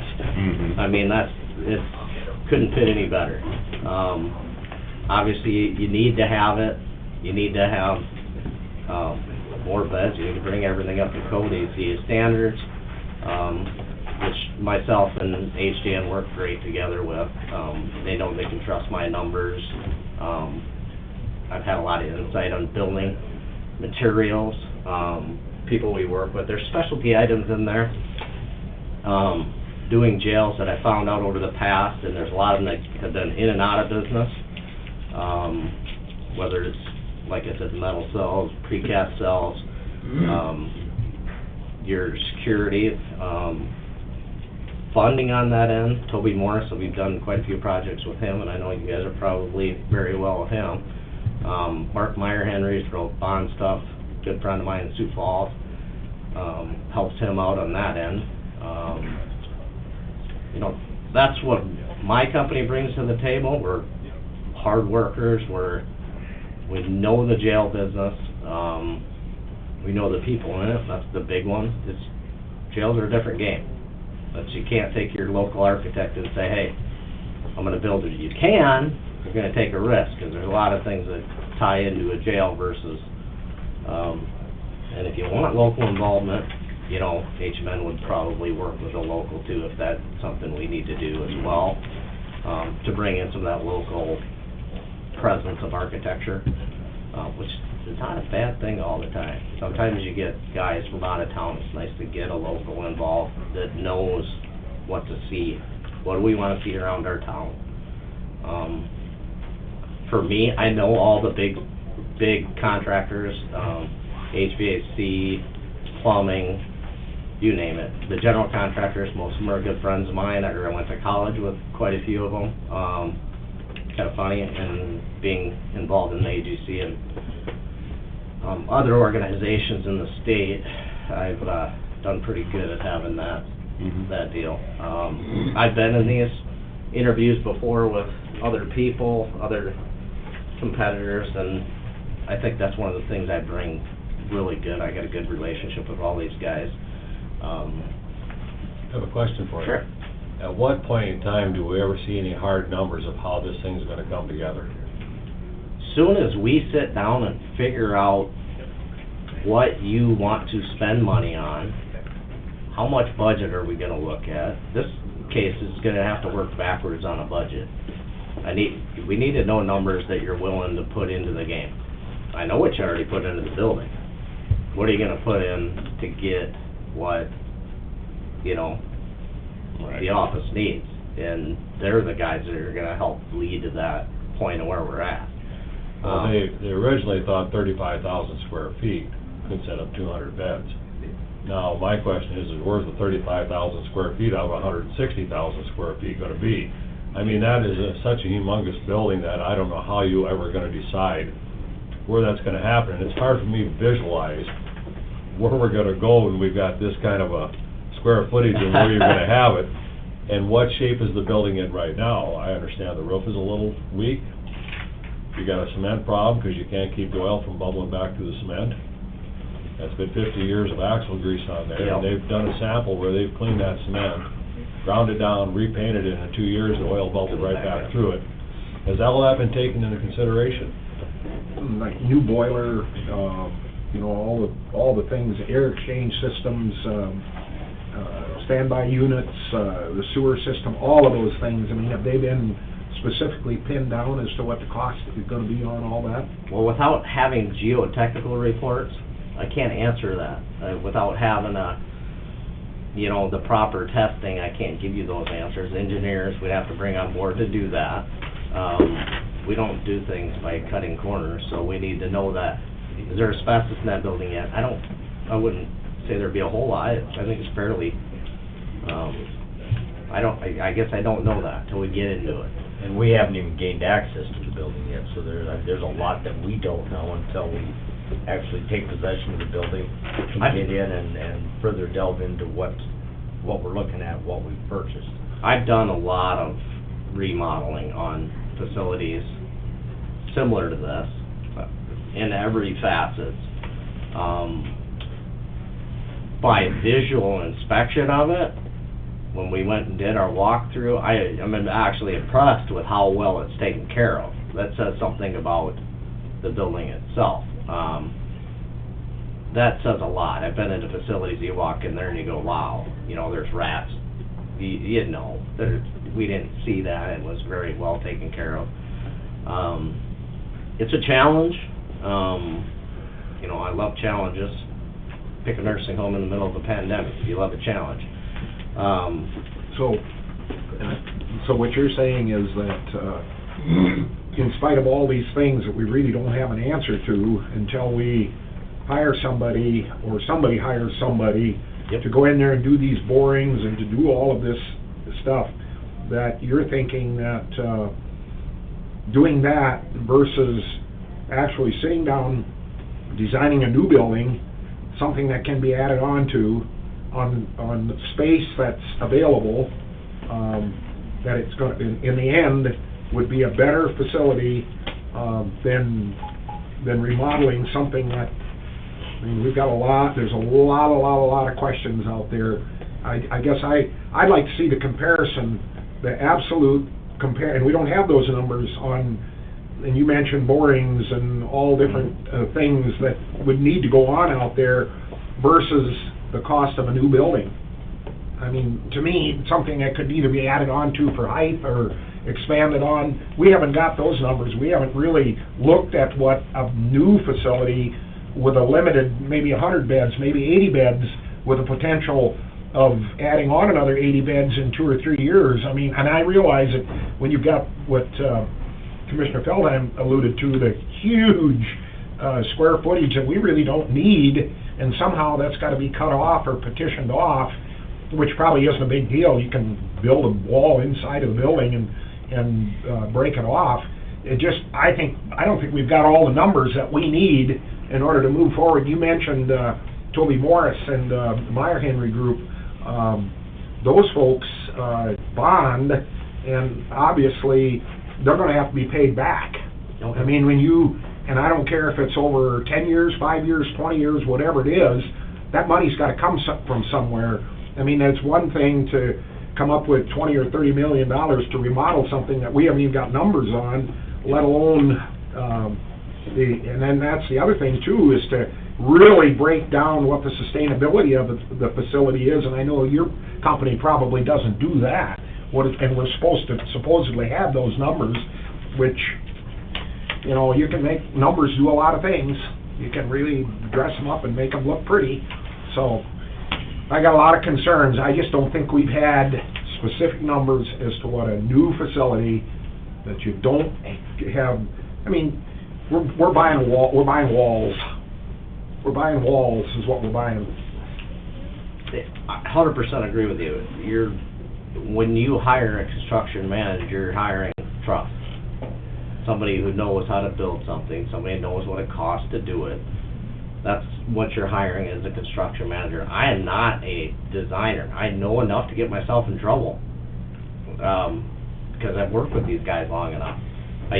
Certain areas, they'll call me out and say, hey, Corey, what's your ideas on this? And I'll go back and go, you told me this 10 years ago. You told me this 5 years ago. See, how I feel is that your company has been led down this idea that that's the only facility that has any potential, and that this is the one that we want remodeled. And I guess for the most part, I'm probably the one that's raising the questions as to really, have we got the numbers on what a new facility would cost? And I don't think we do. I don't think we've really got those numbers, and I know you've done both. You've built new facilities, you've remodeled, so I think we should be able to get those numbers. Yeah, in certain things, yes, I think throwing numbers out there off of what I do for a living, I agree with you. I'm a firm believer in build brand new, 100%. Because you get exactly what you want, you get it, but you're gonna pay for that infrastructure. You have your infrastructure done. You're ahead of the game. You're a year ahead of the game by having that infrastructure New there. roof, new boiler.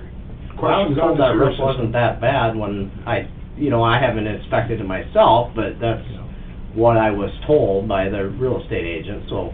When HON did it, they did with accommodations for, because the requirements for what you're gonna have for ambient sunlight and the rest of those Yep. kinds of things is to include, some unforeseen exact numbers on quite a few of these Skylights. things on the original construction of the build-out. Yep. Now, just going off the rough numbers and pulling it out, looking for some of the information, that we were talking in the $40 million range for new construction. I don't believe it. We're using a portion of that. Let me go back to Lincoln County, just because it's a good example of what happened. A couple of years ago, we went into the commission meeting with the Lincoln County Commissioners, and they're all friends of mine. They went and had the opportunity to build a jail back down in Canton, where they were at, and the cost would have saved them amazing amount of money if they would've went. I'm talking, we could've done a $20 million jail that nowadays would've cost $35-40 million, to be honest. I've seen a lot of stuff, I've been with a lot of clients, like I said. I don't push either way.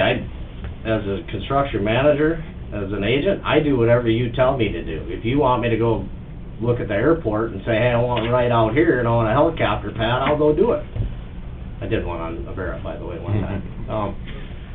So, that's the relationship that I'm trying to sell to you, is you have that. You have to have some design to get better numbers. I can throw numbers out all day long. And I know they're gonna be fair. Is it gonna be right? Without a design, I don't know that. So what you're recommending is we need to contract construction management and architectural services to get those harder numbers? I think you need to hire the right team to do that you trust. If you don't trust me, don't hire me. If you don't think I have the background, or my office or firm does, don't hire me. You're hiring somebody that you need to trust as an agent for you guys on the construction side.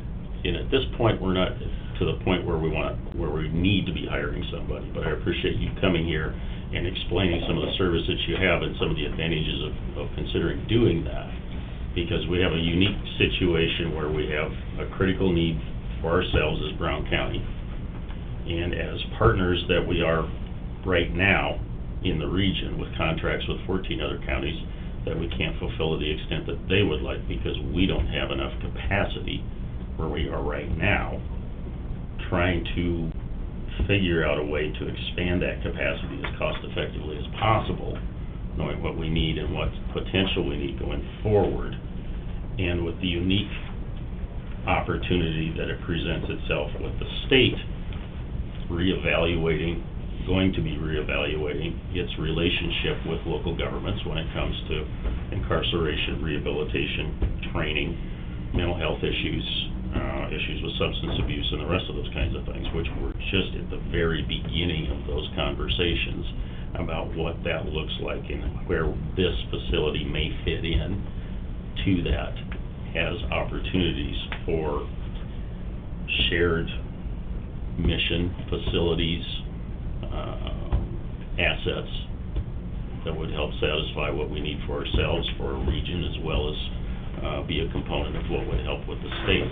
So what potentially we could put in this facility is a big question right now, and there's going to be some serious conversations over the next 6, 8, 10, 12 months about what that might be. And having this capability here with a fuse on it, that if we don't have a plan in 12 months, by April of next year, we're going to cut bait and fish. My concerns walking into this right now, you just purchased a piece of property or are gonna be purchasing, closing on it. As my development hat goes on, not my construction hat, you're gonna have holding costs in this building. Yep. Don't forget, that's gonna cost you a lot of money sitting there. Again, I just like using Lincoln County because of the train wreck. I don't want you guys to put yourself in a situation we did. We bought a piece of land in Teague without telling our community. We have to sell this to the community too. Mhm. However you do this, we need to have all the locals on board. We need local contractors. We need local involvement, period. That's the first thing. We need to have state involvement, because if you can get granted money from the state, which you know it's gonna come, we need to be hitting that. You need to hit this running. If you already have a building there, I saw the aftermath of what went down south politically. You have a very good, this whole regional concept is your game. It's something that you're bringing to the table before everybody else. It needs to be done right the first time too. If it's gonna go West River, down south, that's something that my concern would be on your part. Not my decision. I can't make a decision like that. I'm just telling you what I can offer you. To get the ball rolling right away, you're gonna hire somebody. In my opinion, it's hire the best. Go ahead, Mike. Can I ask you, Dave, since this, something we've been working on for a considerable amount of time, and then with this opportunity, you field these phone calls, you take care of what we have going on for the most part, overseeing our current jail facility and so forth. And can you tell me what kind of feedback you've gotten from folks since it became apparent that this is something we're going to try and do with this building? Right, the feedback is great from the community, from the whole area. They're excited to be able to have a place to bring the prisoners. The one thing that I do want to mention though is if we don't have a full plan, we're going to fail. Our goal, or at least I believe, this is me speaking for me, our whole goal is we don't have enough bed space for Brown County. And that's why this building was purchased to begin with. We don't keep our focus on the fact that we need to increase bed space for Brown County and our needs first and foremost. And in that whole scheme, we get to help surrounding counties, and they get to help us for a common goal. But one of the reasons I had Corey, or asked Corey about coming today, was to be able to answer questions like Commissioner Fikert had. What is the plumbing underneath there? We don't know what that is. We have one individual hired to be able to answer a lot of those questions, and if all we have for money that we can get is to put more beds into that facility for now, that's great, but we need to also know what's for 5 years down the road, what's 10 years down the road. Are we positioning those cells properly so we can put more cells, or a courtroom, or a state facility, or whatever? But if we don't plan for the whole works, I think we're dropping the ball. But if we don't have somebody telling us, here's your challenges, I think Dennis brings up good points. But in the same aspect, we got good, hard, solid 4 walls, or in this case more than that, but they're solid. But we have to have a plan. If we don't have a company to help us devise that plan, you guys don't know how much money you're going to spend, and you're going to end up writing checks that we don't, not going anywhere. So your recommendation today is we need to get a construction manager and possibly an engineer to facilitate the answers to these questions in the immediate future. What I would like to see with that, though, is the process a little bit more transparent, and I want to verify if we do or don't have to bid it. So even if we don't have to bid it, we still need to have transparency and consult with different firms to make sure this is the right fit for our project, and that's not going to be done today. Right, and I don't disagree with that, and the reason Corey's coming in is, I'm not telling you have to hire Corey by any means, but he's willing to come in to give you an option of what's available out there. And the other reason I did this was more of to give you guys maybe a little push to say, okay, yeah, you're going to have to spend a little money to know how to save money on the end, because there's no doubt Construction manager, he's not gonna do this for free, architect's not gonna do it for free, we can't expect that. But you can't plan unless you know, and some of that's gonna cost some money, but everybody in this area and way beyond are excited about the fact that we are actually doing something different than the rest of the state, and that's a regional concept for a jail. And I totally agree with Deputy Sheriff Lunsman. I mean, there's no question we need something. There's no question that the region needs something.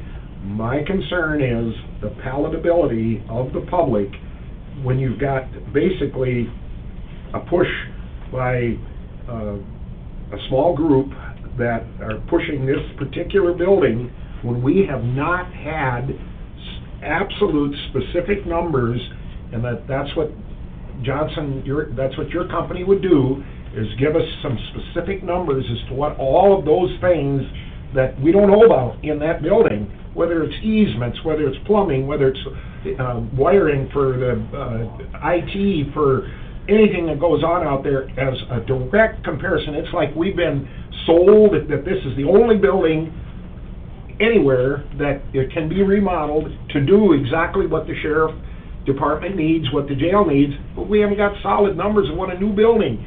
I want those comparisons, and I want to know what the palatability is, because we're going to run into a buzzsaw just like they did in Lincoln County, and the public's got to accept this. Yep. Absolutely. So do they want to know what the numbers are and what the county's going to spend on remodeling a building that's got 4 walls and, who knows, disaster throughout the rest of the whole facility versus what a new building would cost, and then sell it to the public? Bottom line, we need something. Absolutely. Time is of the essence. The problem you have in this situation, we're 2 years out from having a jail built. Because you've got the summer study, which hopefully goes well, then you've got to wait for the legislature to see if the state is going to offer any funds to the counties for jails. If they don't, our project's shot, because we're not going to have the funds to be able to do it without the state help. So you're into January of 2023. By the time you do bids and stuff, and they get this jail built, you could be 3 years out. One of the things I learned when I first started doing jails with my team and my mentors is a typical jail takes 3 to 6 years to get going from design to work. You need to hire a designer right off the bat. You have a guy, or a company, HMN Architects, who specializes in jails. They already have laid out plans on your old buildings. They've done tons of new facilities. Obviously, you know you need it. You've proven it in facts of the feasibility of doing it. You're going to need more of that. You need more facts. I 100% agree with you. I don't do anything without facts. That's not the way the world works. Otherwise, it burns you and it burns me. When you hired me, you already hired me. You're my client. My client's right. I think you got to have 100% facts to bring. One, you got to sell it to community, and you got to have community involvement. I know that. But HMN did give us estimates. Right, we gave you estimates. On alternatives. Yep. And we gave you rough estimates. If you want to get into the details, though, you need to hire a design firm. If you're gonna, to be honest, I think you kind of got to say, hey, I bought a building right here. You're gonna have the same problem we did in Lincoln County. Just because you bought a building there, we bought a piece of land. This is almost a back-to-back, and I see the problem coming. The community is going to see you just spent $5 million on a facility or whatever you paid for it. You're going to have the same train wreck we did down in Lincoln County. And I'm just saying that as a taxpayer in Lincoln County. Steve Swenson's he doesn't even know what's going on right now, the sheriff. They're out doing RFPs, and I had him in my office yesterday. I said, tell me about what your thoughts are on this. He goes, they haven't told me. He's the sheriff. You got him on board. He's telling you what you need. You got to go back to the taxpayers and say, or we do, our team, with proven facts. And that's why I'm saying you need to hire a construction manager. You need to hire an architect as a team that knows how to work together with you, because you're 100% that team. Nobody spends a dime without it going by you guys. We all know that. You're the client. I live in the world the client's always right. Can't agree with you all the time, because sometimes we're gonna run into that, but once the vote's made, the vote is made. Yeah, well, at this point, what we hope to do with it, building it out, is still a question. What we need some answers to, as we move forward in this process, is an evaluation. And some of those costs have been built in on the estimates on the front end with some assumptions. So to begin to clarify that as we talk with our potential partners to develop the plan for how best to utilize this space. And as Commissioner Feldheim, explained, that's one of the questions, is if you're gonna build this out using a portion of it, what's that gonna look like? Is it gonna be the north end of the building? Is it gonna be the central part of it? Is it gonna be the south end of the building? And then what does that do for what future expansion might have in there? So there's a lot of those things that need to be considered as you go through that, and then having a more detailed evaluation of what the status of things are and what it's gonna take to bring them up is gonna be the next step in that. We, HMN Architects and myself, have already put together prototype drawings of that facility out there, of how to make it work with flow, with the jail, with the sheriff's office, with... Right, 'cause we've done all that already. Because you've got the intake, you've got the laundry service, you got food service, you got staff, you got training, you've got oversight, all the rest of those kind of things, both for the initial build-out, plus potential for expansion in the future. We've spent a lot of time and effort already on the upfront of that. Part of doing that, of our due diligence, is to do that on the upfront. We have that all done. That's why you're at that next step. The same thing I had to do in every other project I've done. We did that step. Now you have an option, go hire somebody else to redo that step, and take what little the information we got, and to be honest, it's minute to the whole scope. So you hire us as a construction manager, HMN is the architect that we're teaming up to do this with, and we design this facility of what's gonna fit. If we gotta design two, we do. I don't necessarily think to get the numbers on, new buildings are easy. It's a remodel's a little bit tougher scope. You gotta have a design, you gotta have a layout, you gotta make sure that 150,000 square foot is gonna be usable. What are you gonna use it for? Only need 40,000 for the jail? And huge contingency. 12,000 maybe for supplemental offices, and you got a whole building over there, what do you get? Huge contingency. Which... We still have a lot to discuss, obviously. Yeah. We appreciate this information, Commissioner Gage. Quick question, I know we're not making a motion today on this, but, if it does come up in the future, you gonna have an idea of what either the construction manager cost is gonna be, or what we're gonna be looking at for architects before we make a motion on that? Yeah, we can get you the information. We know on what it's gonna cost. Now, this is just on my part, I come in at probably as fair as I could ever do, is about 4%. That's typically it on the construction cost. That's about 0.5% less than I did in the last one I did. The scope, I could go down a little bit with the scope of the project, it's a little bit bigger, so. Scope of work. Yeah. So, and then that would have reimbursement on top of that, which would be management, site guy, site superintendent or site project manager. It's a good fee. We know what we're doing. We know how to work with HMN. We talk, basically daily. We're working on 3 other projects with them right now. So you're at 4%, and then what are they at? What's that? Is that part of their? I would have to get that back to you. I'm separate. not gonna tell what theirs is typically. We'll I be guess. contracting and procuring the engineering and the construction management services separately. Now, They will not- architecture. The architecture and Yes. construction management will be procuring and contracting separately. It will not be a package deal. I'm reading our bid codified laws right now, and the engineer and the construction manager cannot be of the same entity. Correct. So those would be 2 things that we will be working on. I'm gonna ask Ross help us procure the contractor manager type position, and that's something we're gonna need some time, and we'll put back on the agenda when it's time to procure these services. Now, I'm selling an agency agreement. One, I will not be working on your project besides the management portion of the project. I wanna keep local involvement, whether it's the local general contractors, with local concrete guys, with the local plumber, as much as we can get. Now, you're gonna have to reach out with Sioux Falls, maybe some Rapid City, you know, you may get some I don't think you're gonna get them Fargo. We're gonna want some other subs coming in. We're gonna run into a big problem right now. Guess what? Everybody's busy. Well, we're not talking about this year anyway. No, but I'm guarantee you, a year from now, the way I see this state going, we're gonna run into that same problem. I've been right on that boat. I've seen it. I guess Large projects, one bidder, that's not acceptable. We need to be getting 2, 3 bids on everything we do.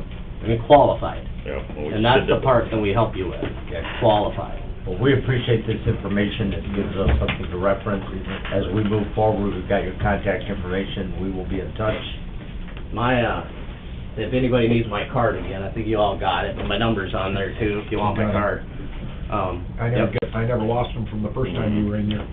I grew up with the open door deal. Call me at night, I don't care. That's what I do. I work for my clients 24/7.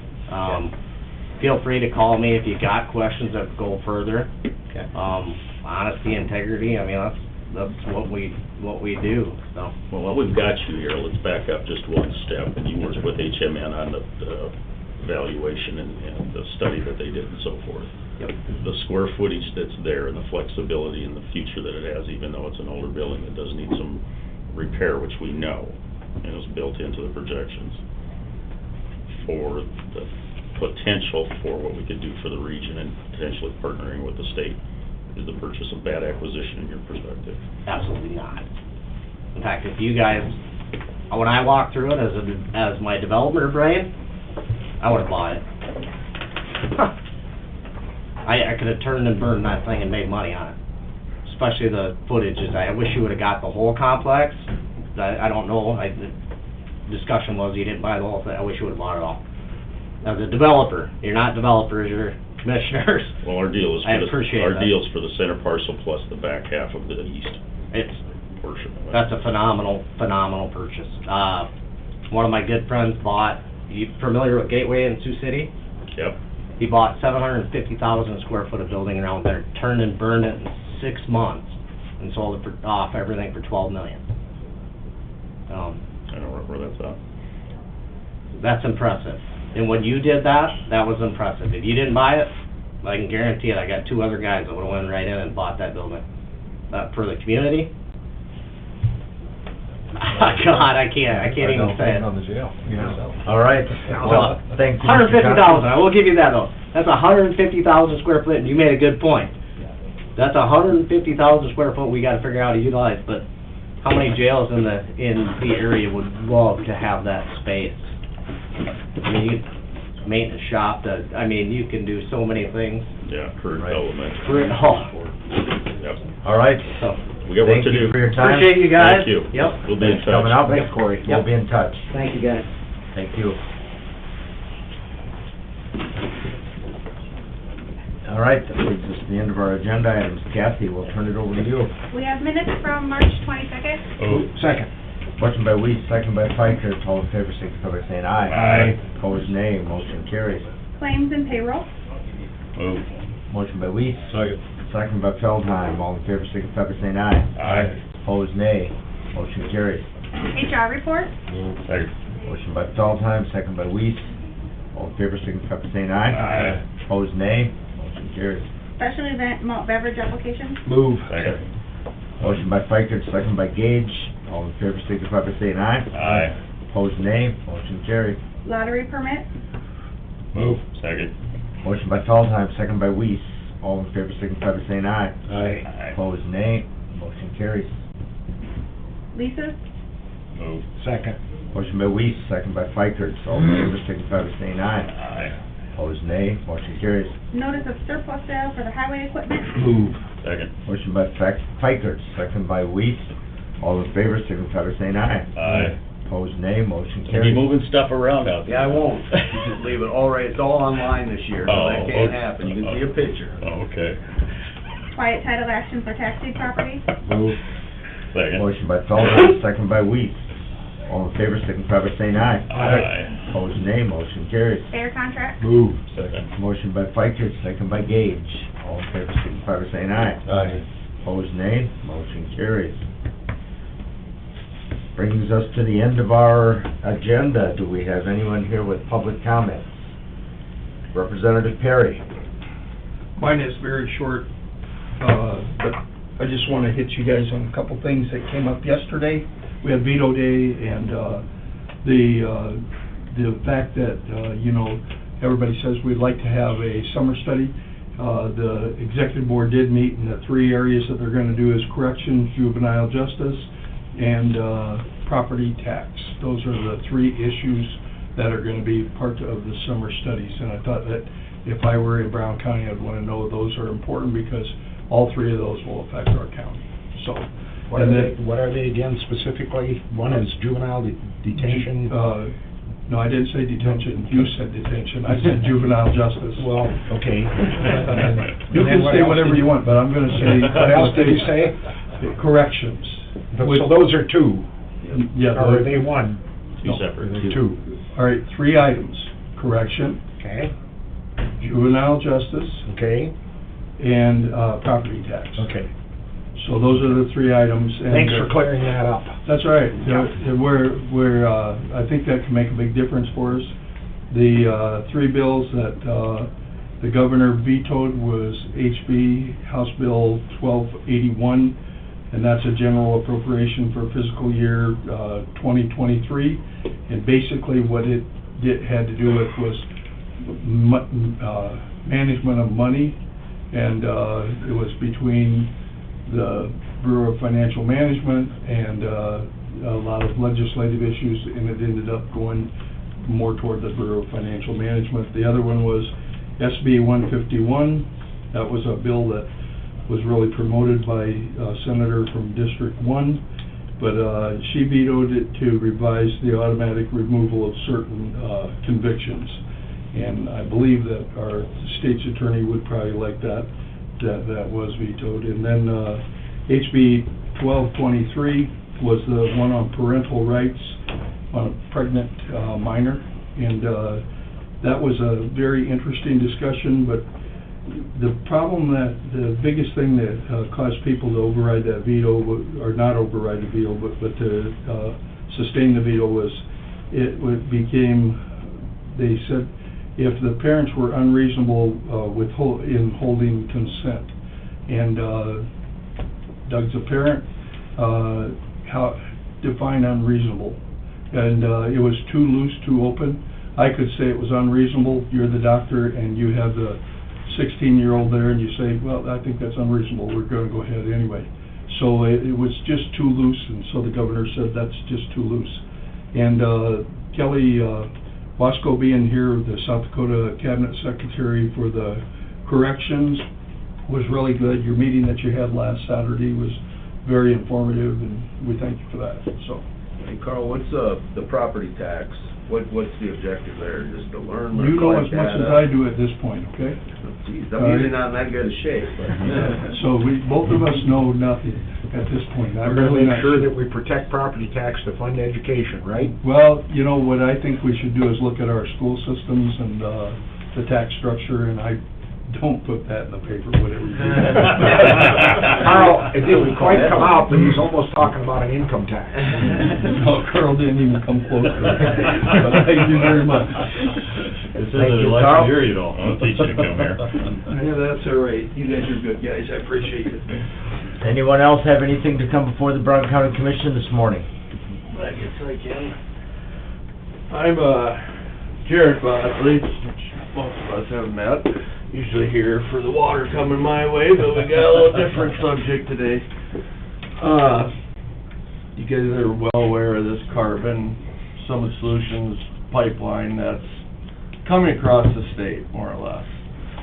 And I'm here to kind of figure out where you guys as commissioners are sitting with this whole deal. Because myself, am against this. When they first proposed this whole deal, even told Dad instantly always gets, all right, just have an open mind about this, don't know enough about it. When you first hear, you know, carbon dioxide going through the ground, you're like, well, that can't be that bad, right? Well, more research you do, more things we find out, this stuff is way, way, way damn more dangerous than about anything that's probably going through the ground, to tell you the truth. I'd much rather have oil or something coming by the place at 100 pounds of pressure in the pipe compared to 2,200 some when they compress this stuff down. And then, I mean, just for that part, when it bursts, is gonna be a heck of a pop. 'Cause I think their miles were, 16 miles, I think, is between where they wanted to put check valves. Well, that's gonna in itself be 16 miles of stuff coming out. And once it comes out, it expands 556 times from the time it turns back to gas. And then it's heavier than air, and it'll come down through all these low spots. Well, my farm, again, usually the water issues, I mean, well, Brown County's we all got low spots, that's what we are. It comes down and through, then it hangs, the cows, cattle, all our kids, everything can be affected by this stuff.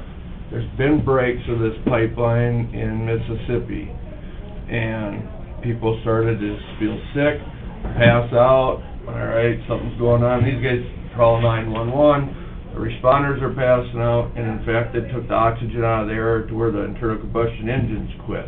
The motors, the cars couldn't run because there's no oxygen to run them. So that stuff is, well, it's altogether bad that way. I feel our emergency, I wish Scotty would have been here. I'd wanted to talk to him at that meeting the other day, but he had to get going. Like, they don't know how to deal with this stuff. How this whole company went about this whole thing, I feel is just a shady deal. And, like, what I know they got the deal in at the PUC. The PUC has to grant them this permit. And, like, this really isn't a public facility. This is, they're gonna take that stuff out of the Glacial Lakes ethanol plants. Poet is a very big ethanol plant. They're not on board. They're already doing something with their own stuff they're emitting. They're doing that, selling it to places to make pop, all that stuff. There's technologies coming down the line that they're gonna start turning this stuff coming out of these plants into other things that they could sell. These guys are trying to money grab from these bills, and the guy behind this thing is in Iowa, owns a great big ethanol plant company down there. He owns land in North Dakota where they're gonna dump this stuff, which happens to be some of the oil well stuff, which I know the oil wells, or the oil companies just gave these guys a bunch of money to fund $250 million to invest whatever to them, because it was the right time. I mean, I don't know if that's anybody's investing because it's the right time. They're gonna frack with this stuff. They do not say that. They can recover 60% if they frack with this compared to fracking with water, which is 40-some%. And, like, okay, the whole thing, and just how they're coming through people's land, like they're north of my house, everything's diagonal through quarters, they're not following roads. It seems like they're aiming for people's houses. So I got notified about this, because I'm the landowner where it's gonna come. My dad did, Freddie, the neighbor here, is up here. It's gonna be 300 yards north of his house. He knows nothing about this even happening, except for me telling them, and did you finally get a letter a month ago maybe? Yep. A month ago. So they got this whole ball rolling, and they're not telling people that are just on the other side of the line. If you go out in this community, which this company tells us they're so damn transparent, they're for the community, they're all this, nobody even knows about this except the people that are personally involved, maybe pipeline stuff, some of maybe construction guys, maybe, but more people don't know about this than do. And I am here to kind of ask you commissioners to get behind being against this. I know Spring County's against it, McPherson County's against it. I don't know where Edmonds County is. I would love to see Brown County be against this. And I could have filled this room, the hallway. We'd have people down the sidewalk out there in here being against this. And I just called a few people close just to try to come to see what your guys' thoughts were on this whole deal. I know I seen you were out to the meeting the other day, I don't know if you guys all were, but, I mean, like, the feel in the room is definitely against those things, you know, and I know there's people that weren't at the meetings that are against it. I mean, I talk with these carbon guys, 80% of your neighbors are signed on already. Well, I can go about 25 miles each direction, and you're gonna have to pick a few up in there to be the 80%. We're not, like, they're not there, you know, and just like the routes, I mean, they can pick different places and not aim for everybody's houses. I mean, I know of a place down, which it's not in Brown County, but it's going between guy's house and his barn. Like, how can they even physically think that that should be a good idea? But I'm here to hopefully get you guys to start rolling to the no side, because I know it means something big to the PUC if the county commissioners are against it. And if I thought if we got Spink against it, Brown's against it, McPherson's against it, maybe this thing will disappear. Because in 4 years, when they say they have this thing built, the technology is gonna be there. This thing is gonna be totally obsolete. They'll have other stuff. They're breaking away for some other. They want these easements for something else, but I don't know what that is. And that could be just conspiracy theory Jared talking there, but I know there's more to this than what they are leading on. I could sit here and talk. I could tell you the first experience I had with these people in the hayfield. Like, come across there in blacked out, all black Suburban, and just like driving. I was actually in school, federal ground, haying, and I'm going, man, am I in the right spot here? We're already to the bailing point of this. Here's a black Suburban coming across the field.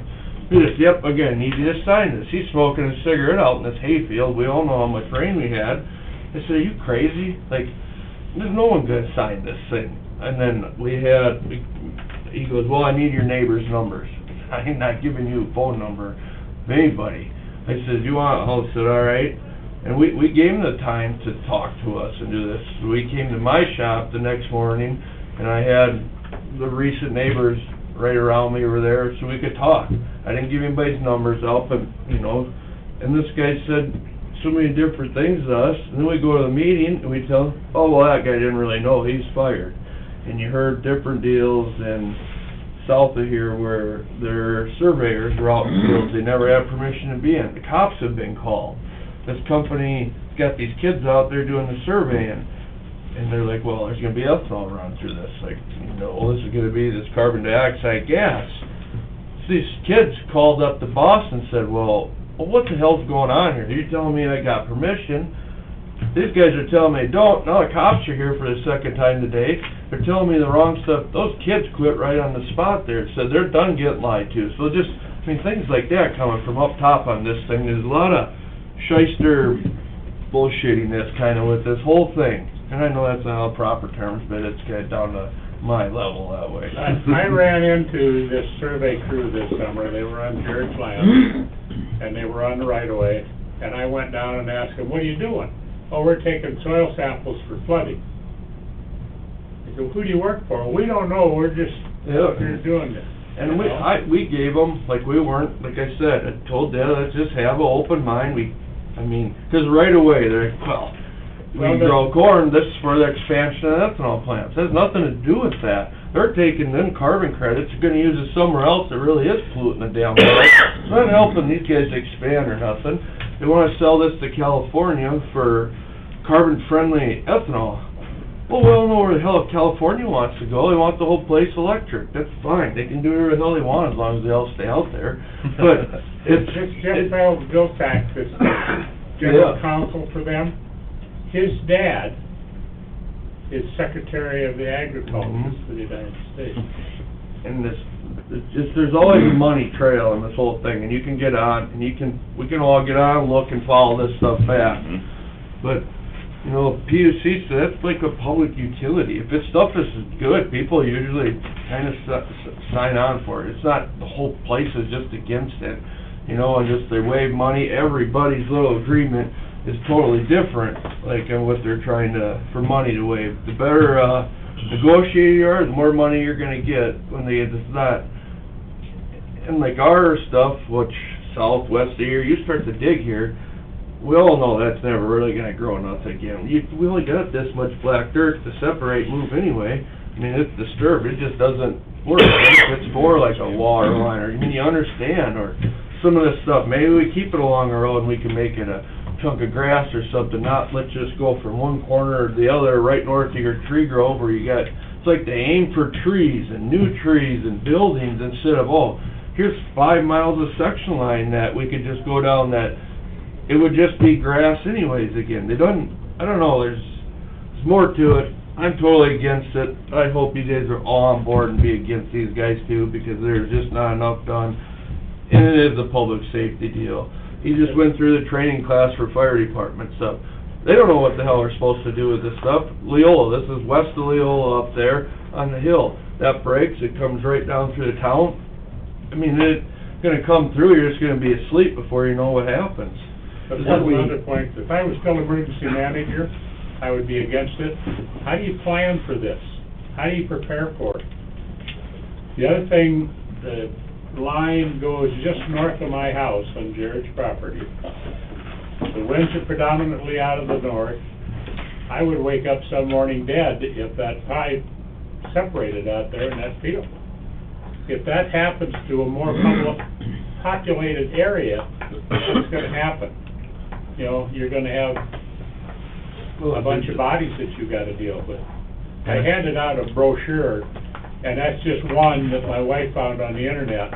You can go on the computer and find out all kinds of information. There's more, and there's stuff even across seas of this, like this isn't a new thing, they got their hand in a pretty big cookie jar of open money right now, and they can get it.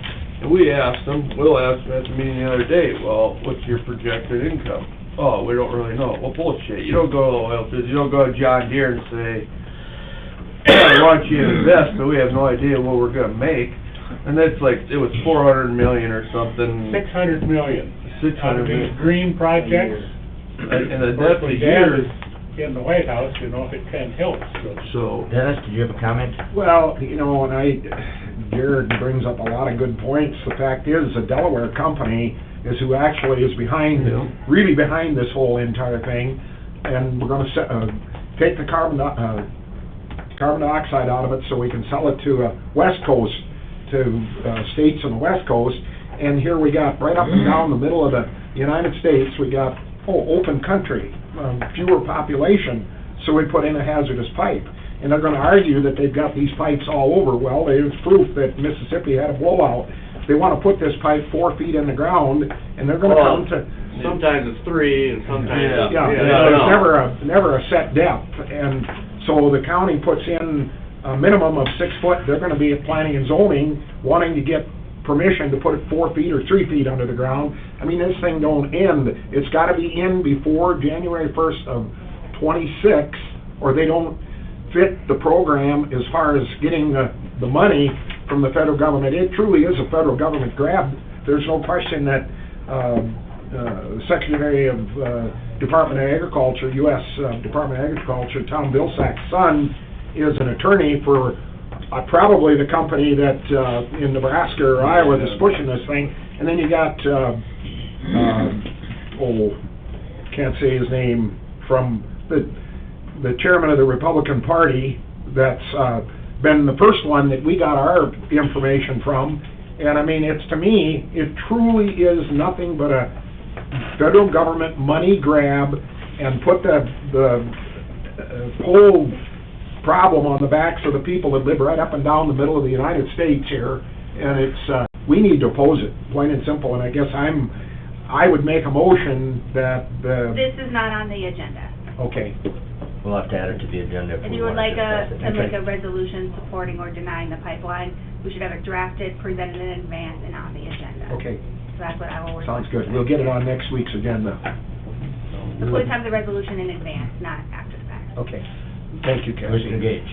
I just wanted to add, I was at that meeting the other day, and to be honest, to me, one of the biggest takeaways that I took that kind of floored me was that when they said, first off, PUC said they didn't want to discuss eminent domain, but the way it kind of come out in that meeting is if they go and they get the approval from the POC, they just in turn get the eminent domain, and it's on the landowner itself to fight that Yeah. after that, so you're doing it after the fact. And yeah, like they don't even have the permit, and they're already coming around there's people that have signed easements, I know of two between Leola and, east of Redfield. Two of all them people, I know a lot, but they've been at meetings the whole time since this has started. And just how they, I guess, like, so then it comes back to us to have to fight it, and liability things will come back to the people that this crosses, unless you've got the exact fine print wrote up into your easement things. Well, they have rooms of lawyers writing this stuff, you know, for their benefit. There's no doubt about it. There's nothing can be. They're not worried about us after they get the land. Well, we had extensive conversation last Tuesday on this subject. We, I think all but one attended last Friday's PUC meeting at the Red Dakota for another 2 or 3 hours and heard more extensive discussion, a lot of opposition. We've heard some more today throughout the conversation, so I think we've all been pretty educated as to why we should oppose it, so. And like I said, we could've filled this place up with total opposition, you know, for it, and We'll draft a resolution and consider it next Tuesday. Go ahead, Mike. Just the point quick I wanted to make was that, also as a landowner, and not affected by this in any way, but the rights as a landowner to decide what they wanna do on their land is kinda big to me. And I can see if the pipeline comes through and they have easements the whole way, everybody signs off to include you guys, then I think that's your right as a landowner. That's your choice, then, you know. But if they're gonna use eminent domain for something that might not necessarily be in the public's best interest, and as far as drafting something of what we say, I mean, I think it should have to do with the eminent domain and us being against that portion You guys of will it. be drafting that, it will not come from the auditor. Yeah, there's resolutions out there. Sure, I there's mean, draft resolutions yeah, that we can McPherson draw. County's got one, I'm sure they're up and down the line, they're out there. We just need to get our hands on one and read it and decide that's what we want and get it signed next Tuesday and move on.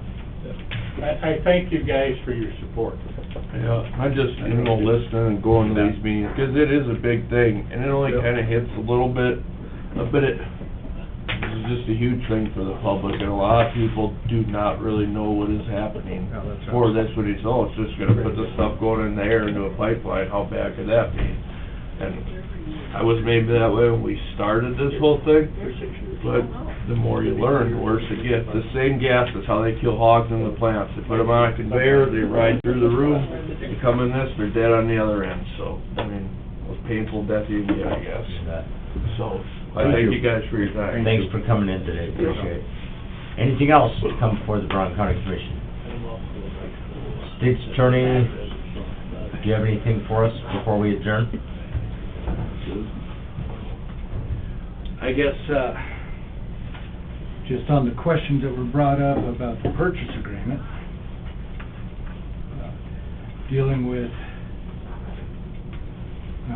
first dealing with the easements, they're sending the city out right now to find out exactly what that manhole cover is. There's a question whether it's for the building that we're purchasing or the building that ADC is retaining. They're gonna find that out, but regardless, we should have language in that purchase agreement that says they will give us a easement, whatever's required for utilities. As far as drainage, there's no record of any drainage issues on that, but the purchase agreement will then reflect that both parties will abide by state, county, and municipal ordinances as far as drainage, which, although we'll put the language in that both parties are agreeing to follow the law, is kind of a superfluous statement, because both parties have to follow the law as far as state, county, and municipal ordinances. But it'll be in the agreement. Okay. Sounds good. So We're getting that word the in language will today. be drafted and sent to Tobin for insertion. But either Bacherney or Tobin or somebody. Correct. Is gonna try and come to that meeting on Friday. Okay. So we'll have a draft of that in advance of Friday at 8 a.m. It's gonna be an amendment to the existing agreement. Now, will it go to Tobin and Bacorny, or will it go also to the city, Wagner, or what's his name, Wagner? He's not a party to this agreement. Part of this. Okay. Between Aberdeen Development Corporation and Brown The only County. place that would come in effect would be if there would be some type of opposition to the agreement. That would be after the fact. If the city wouldn't agree to what is proposed as far as what goes into the whole The agreement. replat and so on. Yeah, Yeah. yeah, okay. As far as our understanding, as far as getting it replatted, that they haven't voiced, we've talked to the city, they haven't told us. Yeah, we'd go to there planning would and be any zoning, problem. the zoning department in the city, and if they disagree, then they'd have to do whatever action they wanted to take. Right. Okay, any other questions, anything else? Thanks, Ernest. Okay. Anything else to come before the Brown County Commission this morning? Move to adjourn. Motion by Feldheim, second by Weiss to adjourn. All in favor, signify by saying aye. Aye. Opposed, nay. Motion carries. We are adjourned. Thank you, everyone, for attending today.